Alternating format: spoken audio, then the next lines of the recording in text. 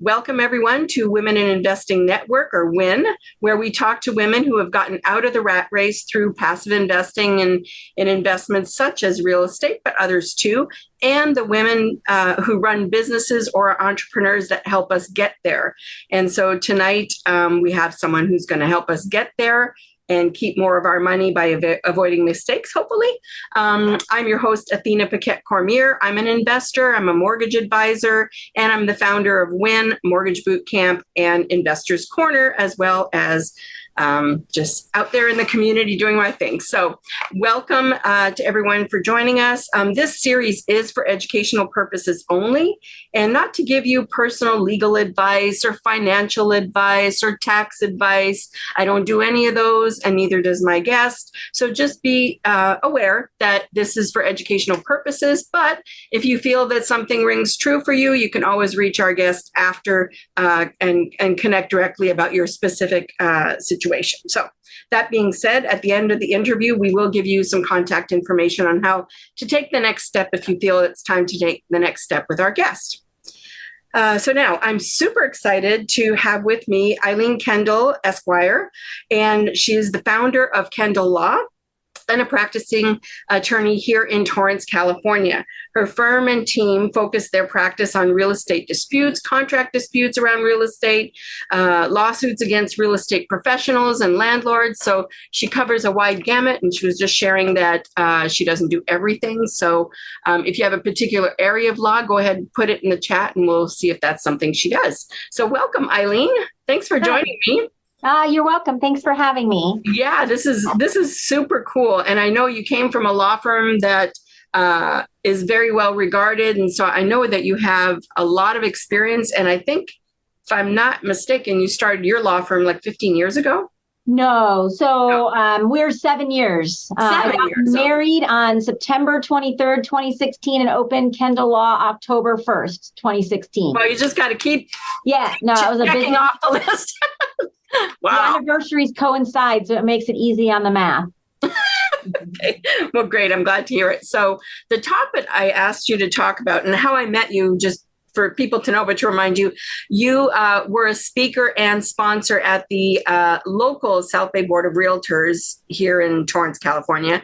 And I took some classes there, both live and online, and you were there. And I thought, my God, I've got to have this lady come talk to us because this is the biggest area of problems. So I was wondering if you would share with us kind of the 5 biggest mistakes. I know it's probably hard to narrow it down that much, but 5 of the biggest mistakes you see that we as real estate investors are doing, creating, the mistakes that we run into or ignore, and that cause us a big money problem, lawsuit kind of problem. So do you think you could share that with us? Yeah. So like you said, I'm Eileen Kendall. I am the founder of Kendall Law.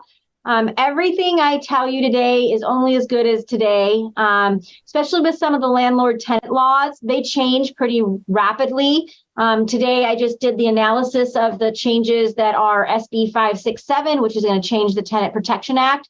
That'll go in effect next year. But there are changes within each particular city all of the time. So it's always, like she said, this is for educational purposes. This is not legal advice. You should always check with a professional before you take action on anything to see if it's still accurate.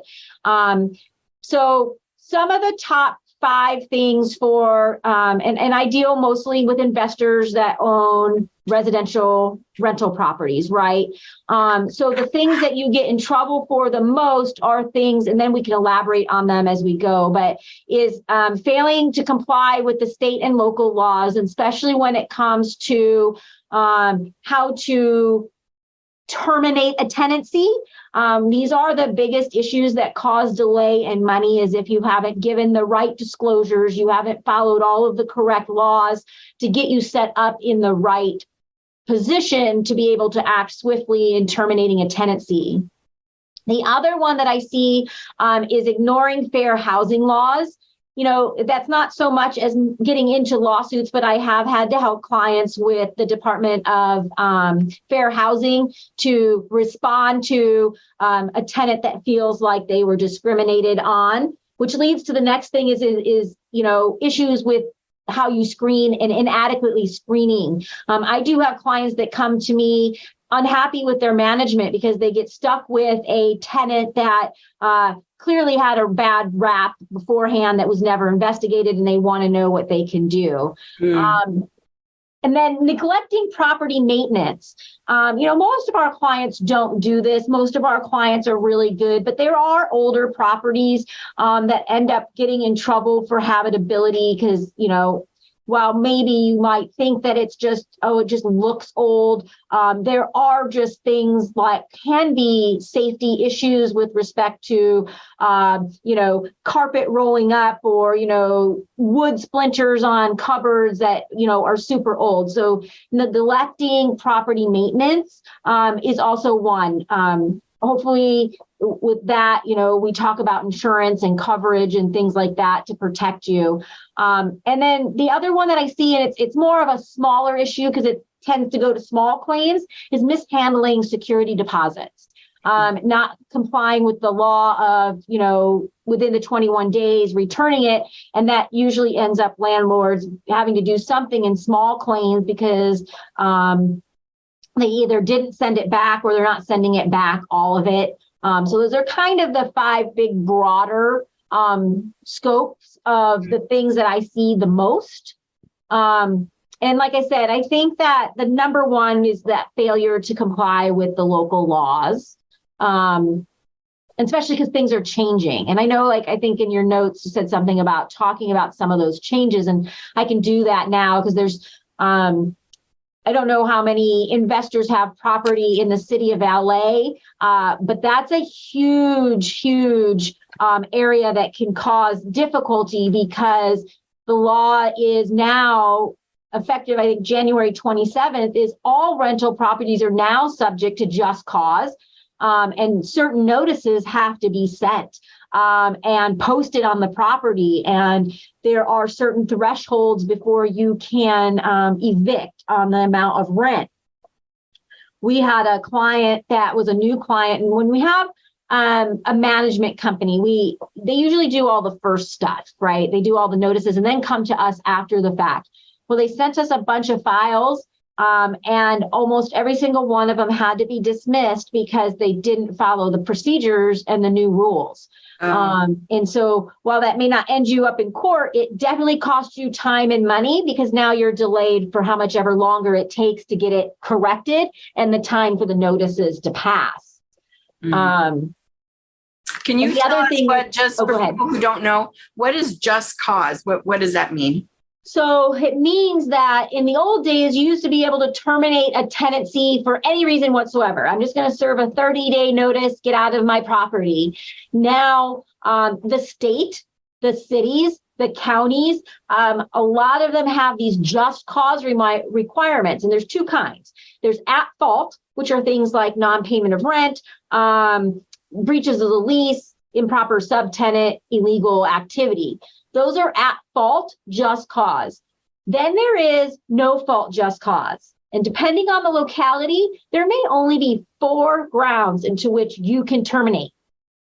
Intent to own or occupy, complying with a governmental order, substantial remodel or demolishing. There's really very limited. And if you don't have one of those reasons, you're stuck with your tenant. Yeah. And if you don't do those things properly, one, prosecuting the litigation to evict, you're going to maybe probably lose or have to settle out in terms that are not favorable. But the new laws now give a right for these tenants to seek punitive damages, attorney's fees, statutory damages for landlords that don't comply with these rules. So if they don't move out, you still could be liable for kind of like harassing them, trying to get them out or something like that? Yeah. Wow. That's no good. Right. Yeah. So we have some people that say, well, I'm just going to manage my property myself. And when you say you need to know comply, which means if you could, if you have to comply, it means you have to know. So how is a mom and pop regular person supposed to keep up with the local laws, the state laws, like all of that stuff? One of the probably easier ways to do that is to be a member of one of the local apartment associations. Like I'm a member of the CAA, the California Apartment Association, and they're really good with giving out alerts on changes in the law, and they have great information. I use them all the time to just go through their analysis and their cheat sheets and things like that. The greater area of Los Angeles has one. There's a Southern California cities one. If you're not going to have somebody on hand, like a property manager or an attorney that can assist you, probably the easiest way is to be a member of one of the associations, because then you know you're getting up-to-date forms. Like I said, the CAA has lots of I can't even think of guides, like this is what the law is and this is what this means. Yeah, little alert things, right? Little announcements. Yeah.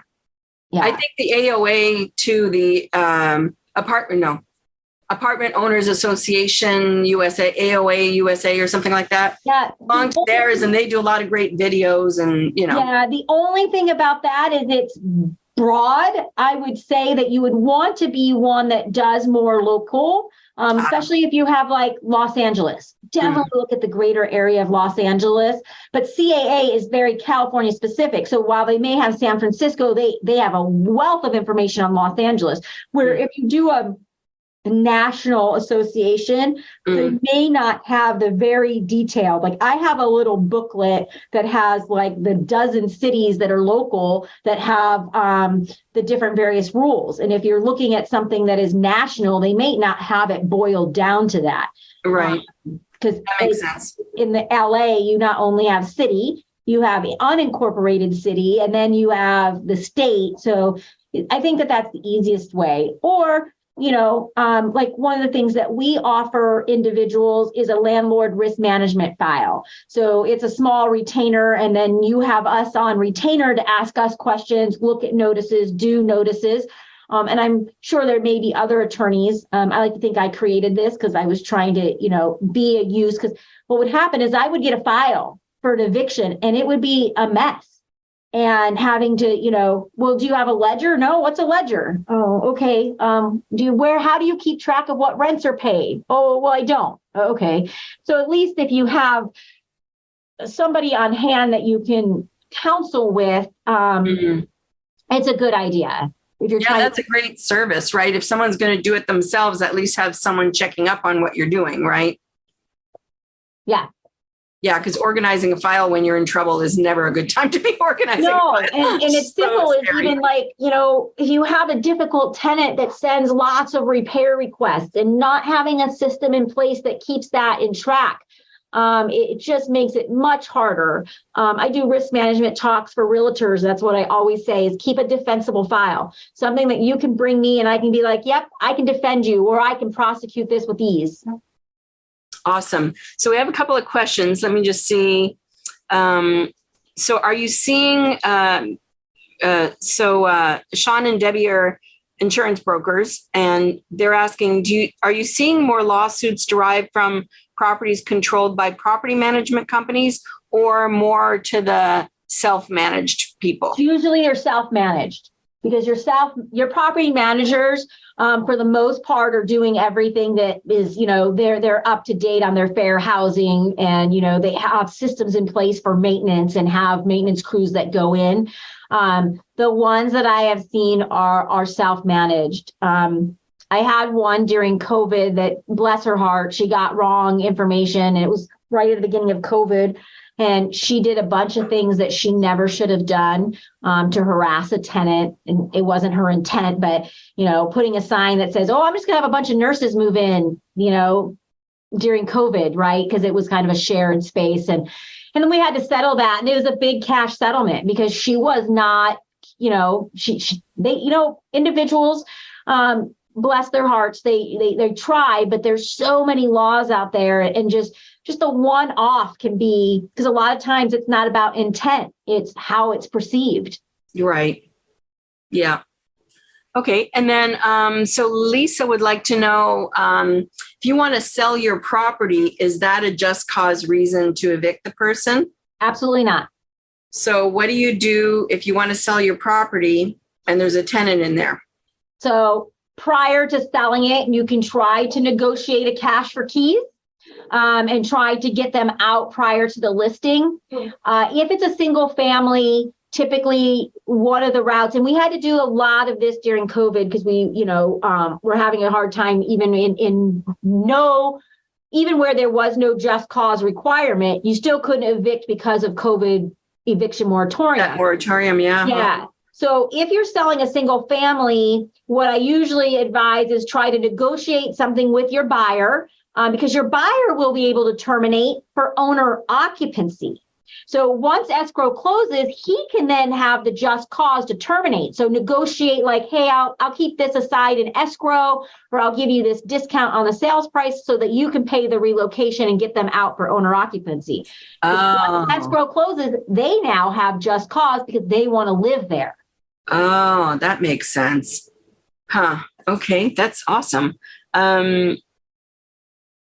Oh, people already want to know what you charge. Okay, so before I ask that one, so what's the difference in eviction rules between the state, the LA County, and LA City? So that's a pretty big question, but yeah, so we'll start with the highlights. Yeah, so we start with the state. The state has the Tenant Protection Act of 2019, which basically says that any multifamily unit building, 2 units or more on a property, are subject to rent caps and just cause. Under the state, and there are some exceptions on the multi-unit. So if you have a duplex and the owner lives in one of the properties at the time that the other was rented out, that can be exempt. Single family homes are exempt. Mobile homes are exempt as long as you give notice. So the rent cap is 5% plus CPI or 10%, whichever is less. And so right now, I think it's 8.3%. And then your just causes are pretty similar to any other of the just cause.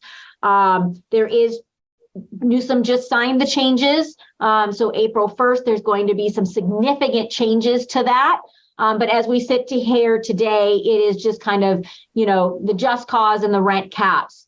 The city of LA now has 2 different types of laws in place. One, you have your rent stabilized ordinance properties for everything that was built 1979 or something like that. I don't ever remember the date, and is a multifamily. You're subject to the just cause as well as the rent increase limit. Typically that's 3 to 4%. We're still in the eviction moratorium for rent increases right now.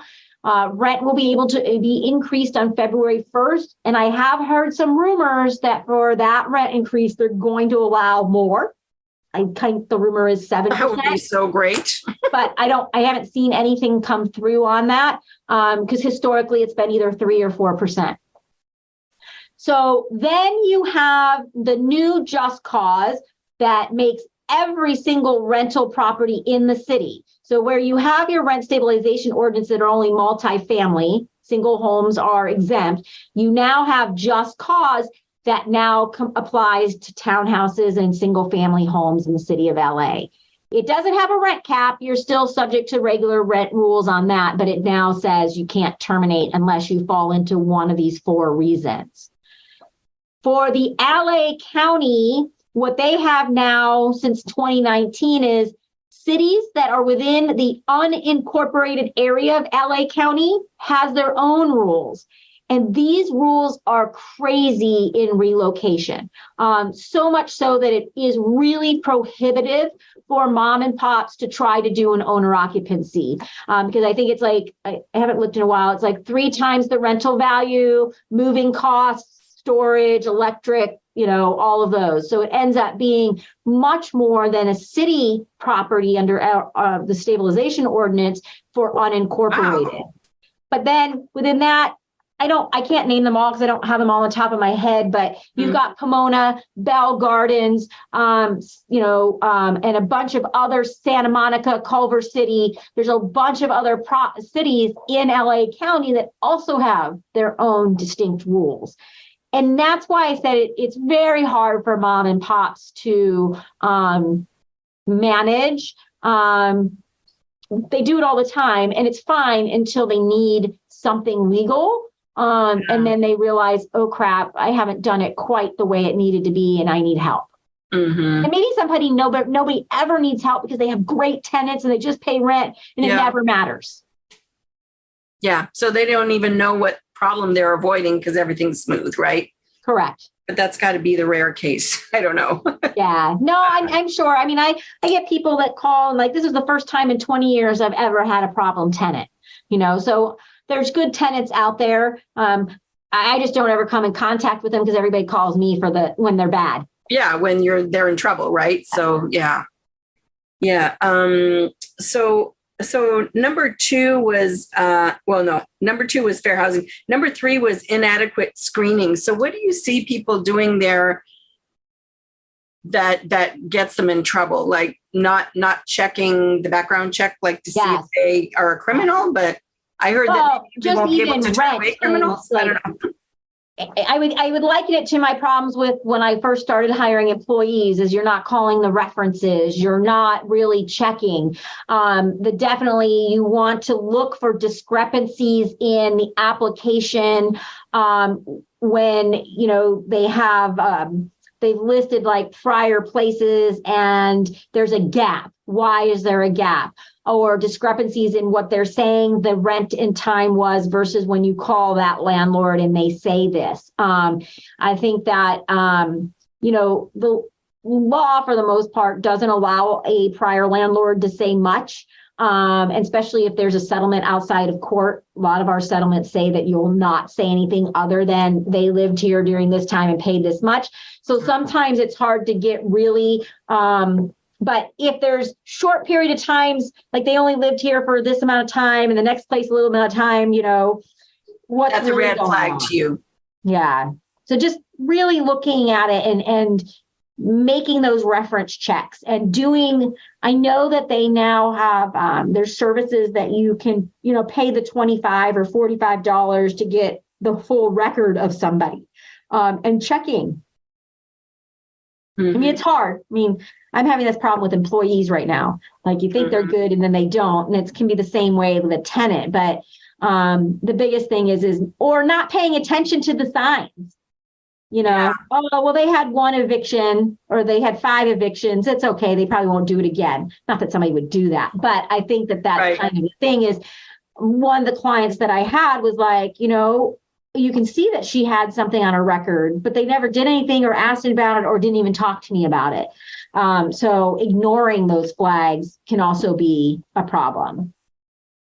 So can people on that retainer program or whatever you called it, can they call and say, hey, I'm on the fence about this tenant and run it past you or do a deeper dive? Or is that something that you would recommend people do is if they're kind of on the fence about hiring? Yeah, I haven't really done that a lot for clients. I did have one little lady that was asking about like one versus another.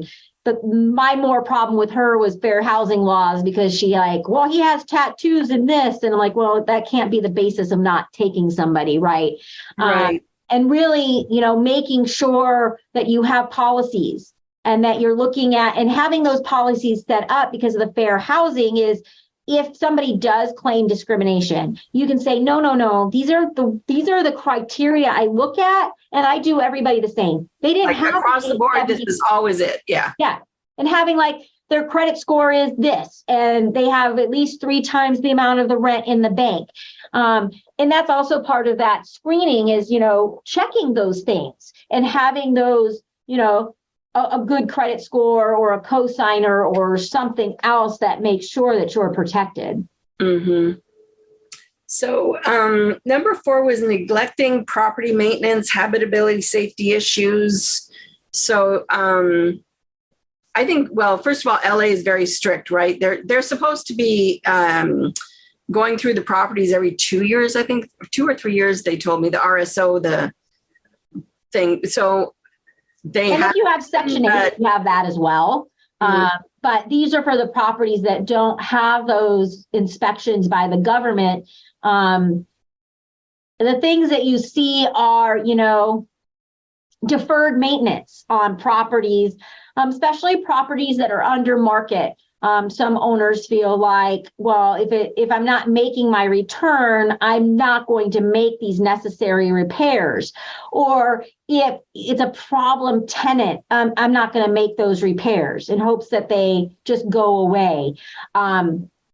I've actually turned down a client because of that attitude and not making repairs, because that leads you into so much trouble, just on the sense that, I always say it's not a problem it becomes a problem, because where you see it the most is you're going to try to collect for non-payment of rent, and their defense is habitability. Right.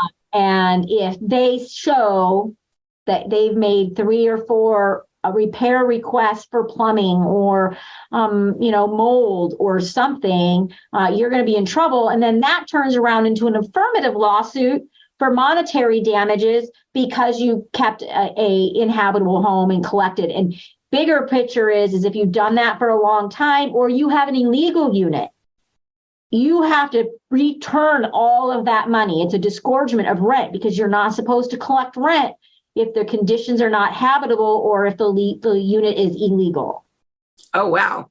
So these bootleg units that are not official, that's what they're bad news when it becomes, again, it's not a problem until it becomes a problem. But as soon as you want to try to do something with that tenant's going to get an attorney, and they're going to be like, nope, you got to return the $20,000 we paid or the $30,000 that we paid in rent, because if you don't have a certificate of occupancy and it's not legally permitted, you're not supposed to collect rent. Okay, so I had a client say, oh, well, I'll just say it's an ADU. But it has to have a COO too. You have to officially make it an ADU for it to be an ADU, right? Correct. To collect the rent legally. Yes, yeah. You have to have that certificate of occupancy that it's permitted to do so. Mm-hmm. So kind of the maintenance things, like I can think broken screens, like some people will say, well, that's not that big a deal, the screen. And, my tenant breaks the screen every month. And, so screens seem so innocent.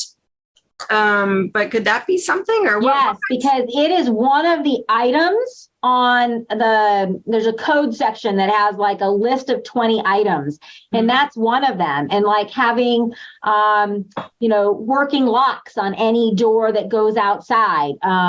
There are a slew of things that you wouldn't think of that are in there that make it habitable versus not habitable. I see. So that's a list some people should probably have handy so that they know, okay, these things have to be. Yeah, I think it's Civil Code 1946.1, I think is what it is. Okay. So what about like garages? Are they part of the living area, and are they considered part of your maintenance responsibility or habitability? Because you're not really living. Well, not if you're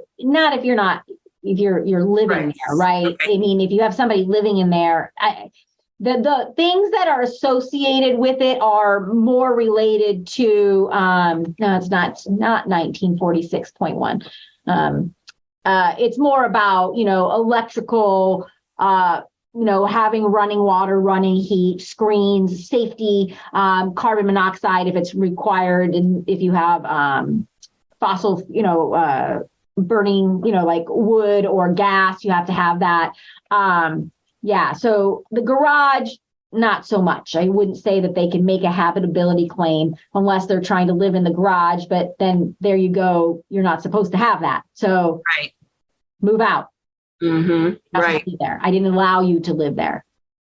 Right. Because it's dangerous, right? So they think they've got their cousin in there. They're usually getting money for it. So if you catch it, I mean, I had a lady that had her friend or somebody living in the attic of a 1905 building. And I'm like, are you kidding me? But she was getting money for it. So, so when we found out, we were like, oh, no. So Sean and Deb, I don't know who, The team says, I have a client who owns some units in San Pedro. The property backs to an alley where a sidewalk and alley concrete is broken up. His insurance may set up his policy to cancel unless he can get the city to make the necessary repairs. The city surveyed the deficiency and acknowledged it, but doesn't see it as being a priority to repair at this time. So what recourse does a property owner like himself have if his insurance company serves him a non-renewal notice for non-compliance, like on a city controlled area? I think that would be more of a question for bad faith insurance, because I think that if they cancel a claim, there may be a bad faith insurance claim. That's more dealing with insurance companies. I wouldn't know that. Mm-hmm. It would be looking at depth at the policy itself and seeing what those grounds are, and having some claim against them. And there's insurance. I think that the title of attorneys that do it is like bad faith insurance attorneys. Okay. Or somebody that handles insurance coverage. Mm-hmm. So it's not so much a real estate question as an insurance rights kind of. Correct. Yeah. Oh, yeah. Interesting.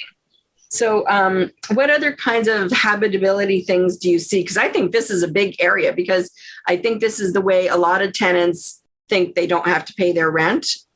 So are there any others that you see as a kind of common thing?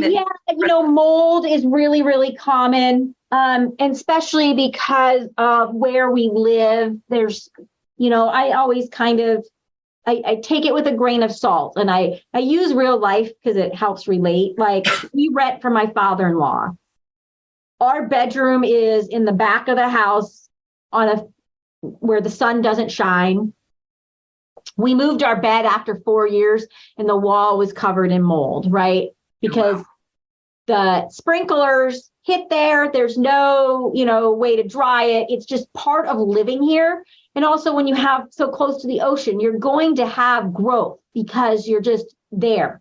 But you also have it where tenants, like, you should be always a part of your lease giving the mold disclosures. There's a new pamphlet that goes with every lease that talks about ventilation, and it talks about this. But mold in a bathroom is another one that you see a ton of because they don't run the fan, or they don't, open the window, or they don't do this, or they're not clean.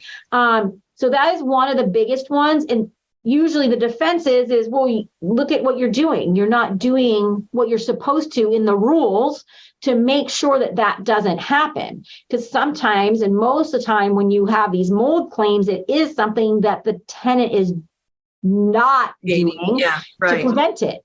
Right. So this comes to my mind right now. How often do you recommend landlords or investors do inspections of their properties? Like once every 6 months, once a year? Like, I would say at least once a year. I wouldn't do every 6 months because tenants could probably find that invasive and kind of harassing.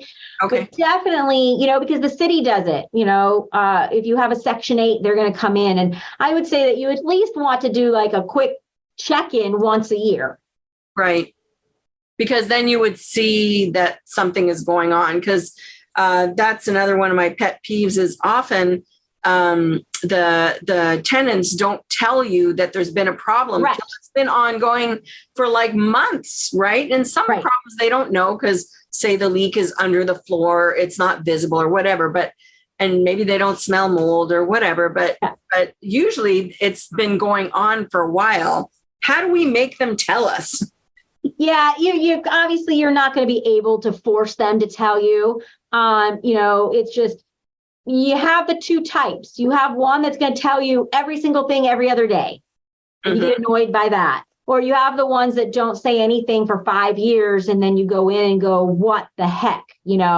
Obviously you can't make somebody do something, but if you're more active in managing and doing those yearly inspections and, making sure that, you've given them access to make those reports. Because that's the other thing is when you have mom and pops, there's no real procedure. So like if you have a management company, they have a portal to make any maintenance requests. if there's no easy mechanism to do that, tenants may find it hard to communicate with a landlord if they don't know how, or if information's not updated from, if there's a change in a phone number or an address or an email. So you can't make them, but if you are more not asleep at the wheel, you're more apt to be able to get a good rapport and be able to get in there and inspect that once a year. Mm-hmm. So once a year is reasonable in your opinion? Like I think so. Right. Okay. So we covered that. So I had a question about kind of the pros and cons of having leases versus month to month. Do you have an opinion on, because we invest across the country, so every area, they have different, not standards, but they have different customs, I'll call it, right? Some areas it's like they only do month to month, and some areas are only leases. So is there a pro and con for us as investors to do leases versus month to month? I think it's going to depend on the location of the property. Because if you're in a just cause jurisdiction, it's not going to matter if it's month to month or a year, because if you look at, say, a car form, it says, 1 year terminates after 1 year at midnight, unless governed by some local rent control. So even if you have a year lease and it's a rent stabilized ordinance, there's nothing you're going to be able to do when that 1 year terminates unless you have just cause.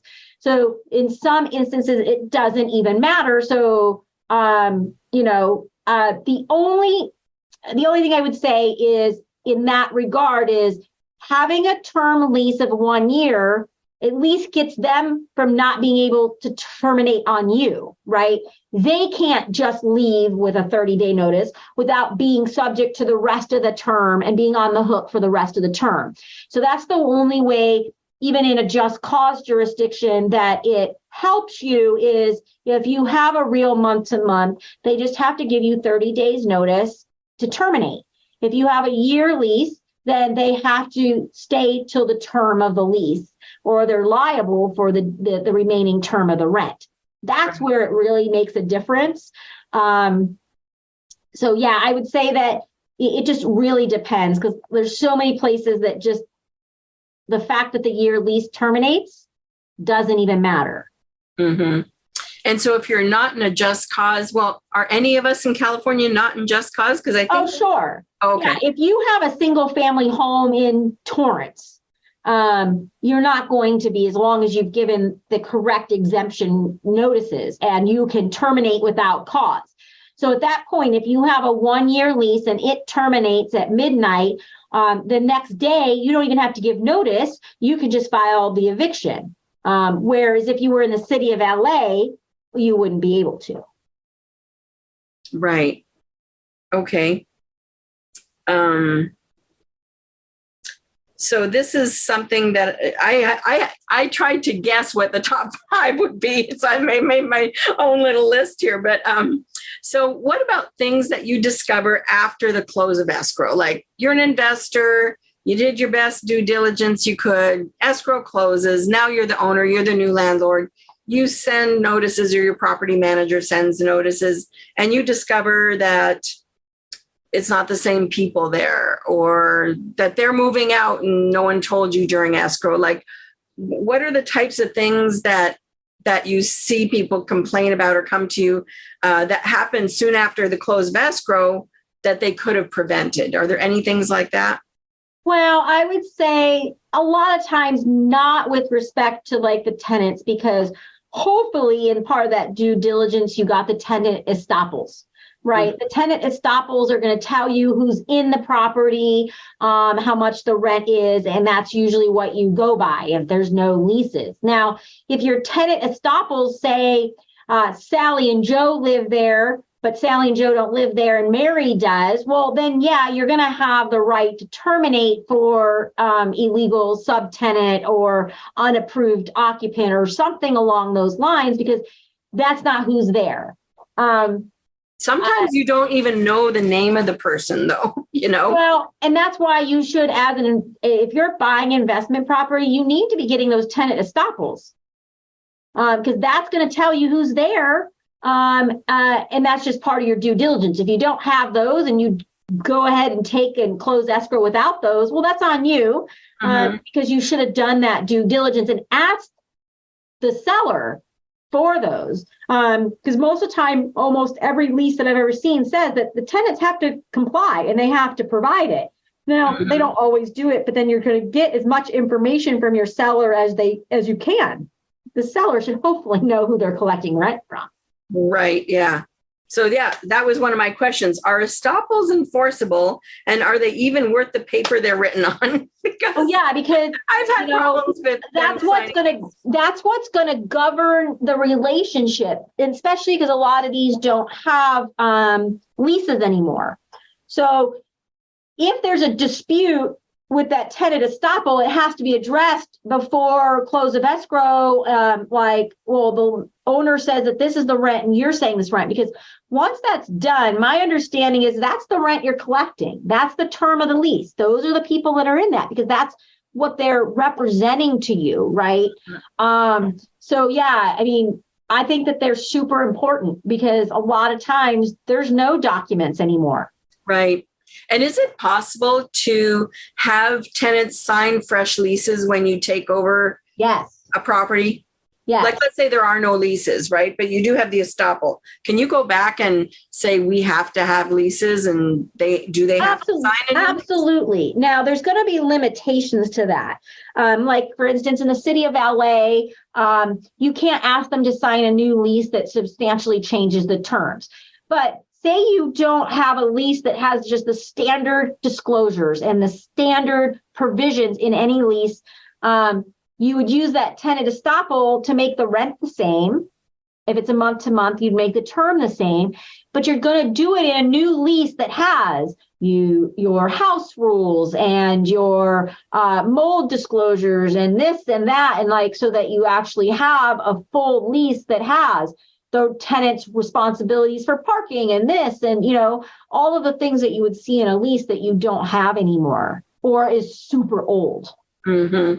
Right. Because even if they do have a lease, sometimes it's so old and they just let it go month to month. They didn't get a new lease. And now there's all these new laws that the tenant could say, oh, I didn't know I was supposed to tell you about the mold, Yeah.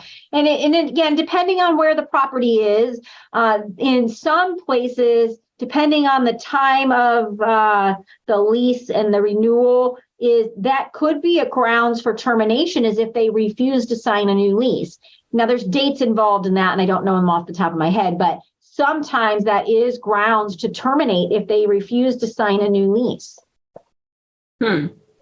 That's good to know, because that's a huge problem from my point of view. I hear that a lot. They won't sign the lease. What do I do? Yeah, call an attorney, right? Yep. Okay. So the other question I had now is more towards our relationship with property managers.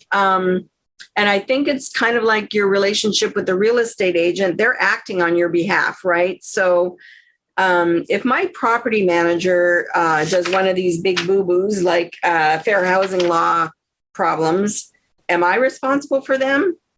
So am I vicariously going to be liable because they did something bad? Potentially. I think that you're going to have to look to your PM agreement, your property management agreement. There's usually clauses in there that talk about liability as to the owner. One of the things when you on board with a property manager, the property manager is going to ask you all certain questions about maintenance and things like that, so that they're setting a baseline for liability, in the sense that if it's not permitted, that's on you. You didn't permit it, or if you didn't tell them, or whatever.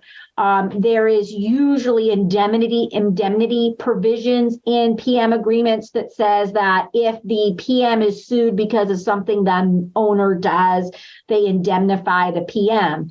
But there's also gross negligence and duty of care as a part of your management agreement. So if your manager is doing something out and beyond the scope of your agreement, grossly negligent or not following the rules, yes, you probably would be lumped in because people like to sue everybody. But if you can defend it in certain ways about, well, I didn't have any control over that. They never came to me. The liability is probably going to be more limited, but it really is that property management agreement between the parties and what the act is that they did.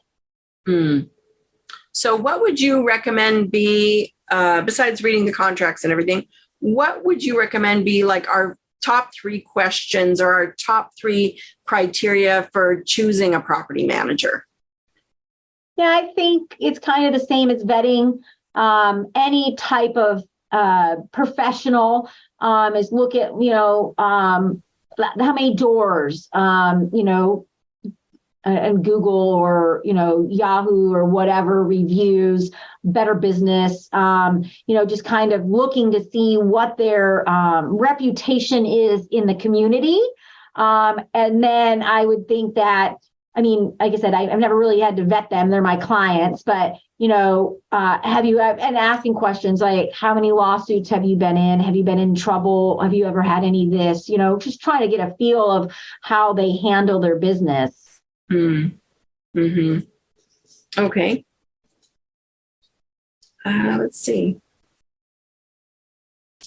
And then we touched on this a little bit, but the security deposits, just all around the money. You mentioned mishandling of security deposits as kind of like the number 5 area. So what are the things that say a mom and pop do that they shouldn't do? And yeah, I guess that's my question because. Yeah, so twofold. One is not doing a timely disposition of the deposit. So if you're going to use the deposit for repairs, that you don't timely get that to them, because the law requires you to do so within 21 days of them moving out. Now, it's not from when they give you the keys, it's from the moment that you can walk back in and it's yours. So the problem you see there sometimes is they moved out on Friday and you don't discover it until Wednesday because you go buy the property because they never dropped off the keys. That clock has already started ticking on Friday. And so you have to work diligently to look and see what repairs there needs to be done, get the bids or whatever, do the repairs, and then provide that itemization of anything that you're keeping. And I would say with that, some of the things that you see is charging too much for something that is normal wear and tear. So if you have a tenant that's been in there a long time, there's certain lifespans on carpet, there's certain lifespans on paint that you then can't charge them for, and you just take it all. And is there a standard for that? Is there a standard that attorneys use? Like for carpet, I want to say it's like 6 years. Paint is like 4 years. There's like an article or 2 out there that talk about that. Like you can imagine a carpet will last this long. So if they've been there for 6 years and you never replace the carpet, you can't charge them to put in new carpet. Now, mind you, if they punched holes in the wall, certainly, that's where you're going to do it. And that's what usually gets you into small claims. Or, I actually don't represent tenants anymore, but one of the tenant cases I did was based on a failure to return a security deposit. And I have one pending right now because it's more of it's a $55,000 rent place where they gave $100,000 deposit and, didn't return it. And so they're suing for breach of the lease because my client moved out, and we're suing, well, you kept the security deposit. So there's a lot going on. Yeah. So I don't typically represent tenants, but on that particular one, deposing him, it's like, well, why didn't you return any of the security deposit? Well, I didn't know where to send it. Well, the law doesn't matter. You're supposed to send it to the address in hopes that there's a forwarding address. But what made it even worse is there was a letter from my client terminating the lease because of rats in the property with a forwarding address for the security deposit. Oh.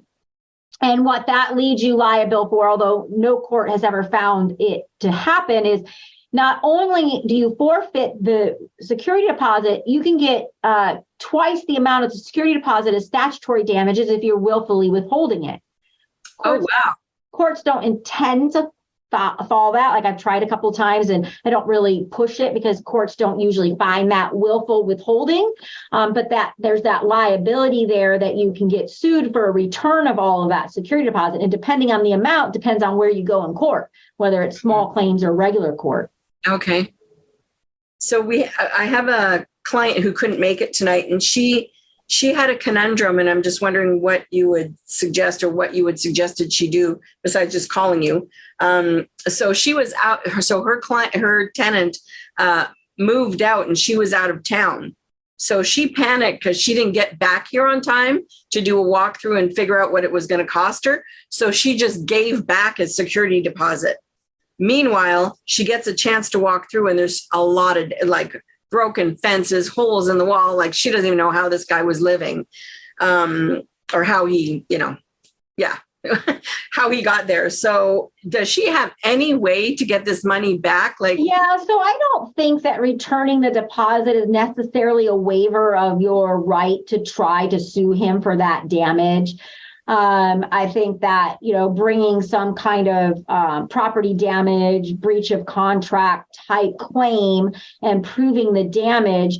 I'm not sure how a court would feel, because I don't think that there's any implied waiver of a right to collect beyond the security deposit if you return that.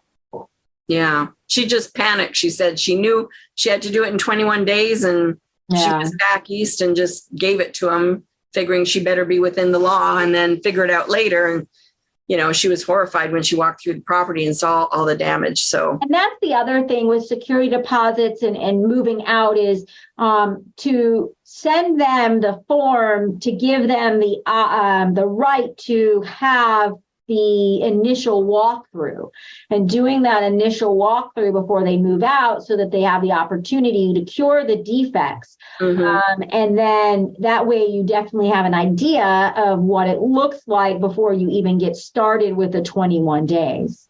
Mm-hmm. Right.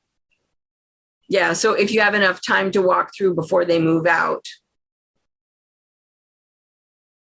Yeah, so they almost think it's a required notice. Again, like, I don't deal with a lot of the day-to-day management, but I believe that there's a requirement that you tell them. I know, like, when we do a 60-day notice, we tell them in the notice that you have the right to a walkthrough and to arrange that. And I think that there may be because they have a right to cure any problems that you point out on their own. Like, if you don't like that the paint is all scuffed and they've only been there a year, they have the right to paint everything rather than get charged, right? Correct.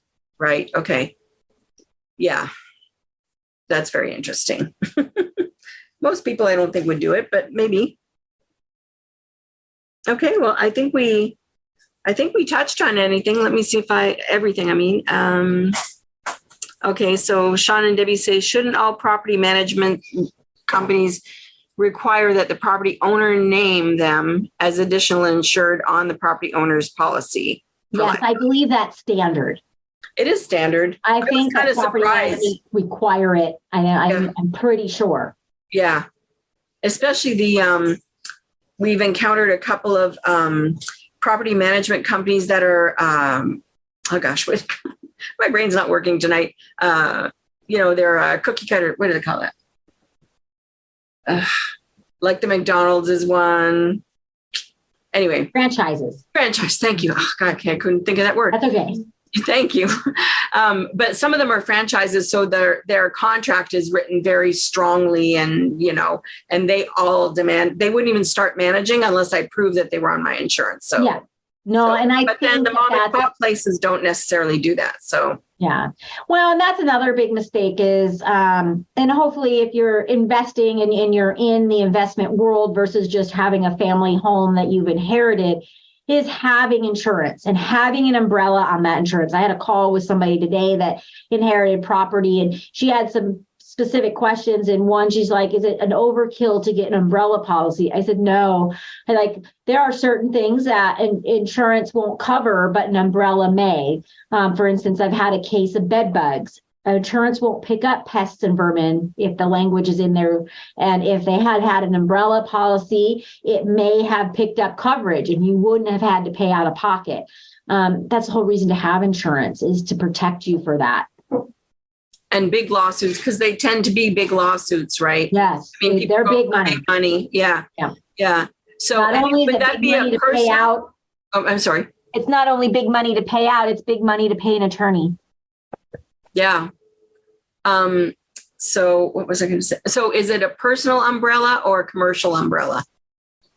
I would say that it's probably because, well, and it's really difficult right now. I don't know a lot about insurance, but I know California is not doing certain insurance policies. And one of those policies that are very difficult to get right now is about, because it's not a homeowner's policy, it's a income property policy that covers your renters and covers that.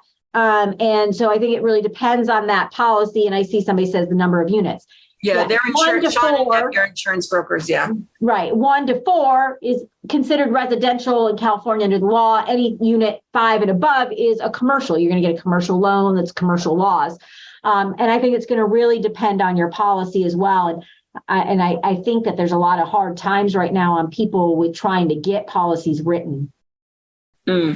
So Debbie and Sean shared that it depends on the number of units and then also the entity that owns it. Is it an individual person or an LLC or a corporation of some kind? Yeah. So I don't do insurance. I just know that you should have insurance coverage.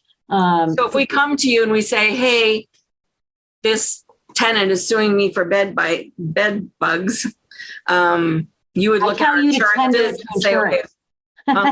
My first thing, and it's malpractice if I don't, is to tender it to your insurance. Right. And then, you know, depending on how long it takes for insurance to look at it, is I may have to come into the case to make sure that no deadlines are blown. And for like that instance, insurance denied it. So I just continue to represent them. But I do have a lot of cases where insurance picks it up and then I'm out. You're right. Insurance takes it over. But right. That happened to me in Florida. That's true. I called my attorney and she says, well, I'm going to put it on hold till you talk to your insurance. Then let me know what happens with the insurance. And then I go back to her but the insurance took care of it. So yeah. Interesting. Well, this has been so interesting. I see that we've come to the end of our hour already. Feel like we're getting started. So thank you so much, Eileen. What is the best way? I just really enjoyed your wisdom and you're down to earth and you just answer like a regular person. So I love that. So if someone wanted to get a hold of you, what would be the best way to, make an appointment to talk to you? Or so we have a team of an intake. Rachel and Marilyn work on answering the phone and doing the intake. You can call, our phone number is 310-619-4941. We also have info@kendalllaw.net. You can use that and it goes to the ladies and they can screen it. And if you like the information, I'm on every social media. I do, FAQ Fridays. If laws are changing, I send out blasts. It was really hot and heavy during COVID because every week I was posting, not so much nowadays. But I also have for real estate professionals a VIP list. So if you go to my website, there's a link and you can get on my mailing list. I do a once a month regular flyer that has different articles, and I'm about to start a Did You Know series on different areas of things that just come up, from time to time. I'm like, oh, and I'll go to somebody like in my office. Did you know this? And she's like, no, I didn't know that. And so I thought doing a series of Did You Know on certain things. That's awesome. It's not like we blast out a ton, but it's, if you liked what you heard, I love to give value to people. And that's how I do it. That is awesome. So is your handle then just Eileen Kendall? It's Kendall Law. I think most of it's Kendall Law 73 is where you'll find most of it.